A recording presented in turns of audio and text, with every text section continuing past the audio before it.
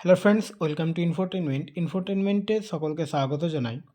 2023 সালের clerkship part 2 যে পরীক্ষা হয়েছিল তার ভ্যাকান্সি আমরা কিন্তু এই পর্যন্ত শুনে আসছি যে 8,500 থেকে 9,000 ভ্যাকান্সি।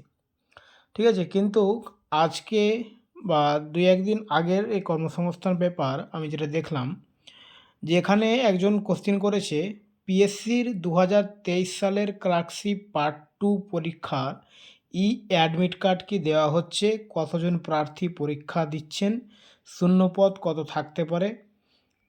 ঠিক আছে, এখানে প্রশ্নকারীর নামটাম রয়েছে।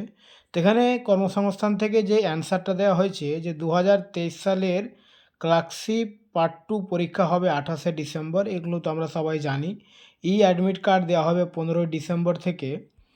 এবং এখানে আরও বলা হয়েছে যে কমিশনের অফিস থেকে ডুপ্লিকেট অ্যাডমিট কার্ড দেওয়ার কোনো ব্যবস্থা নেই।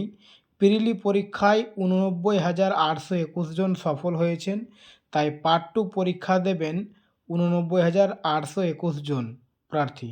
শূন্য পদের প্রায় 20 গুণ প্রার্থীকে পার্ট 1 পাস করানো হয়েছে। শূন্য পদ থাকবে প্রায় 5,000-এর কাছাকাছি। এটা একটা খুব দুঃখের খবর। এর আগে কিন্তু আমরা 8,500 থেকে 9,000 শুনেছি, যেহেতু 90,000-এর কাছাকাছি পাস করিয়েছে।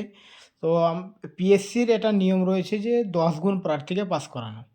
তো 10 গুণ যদি প্রার্থীকে পাস করানো হয় তাহলে অবশ্যই 8,500 থেকে 9,000 ভ্যাকান্সি।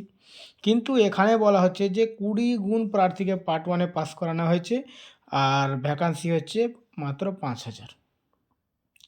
যদি 5,000 ভ্যাকান্সি হয়, খুব মানে দুঃখজনক খবর এটা।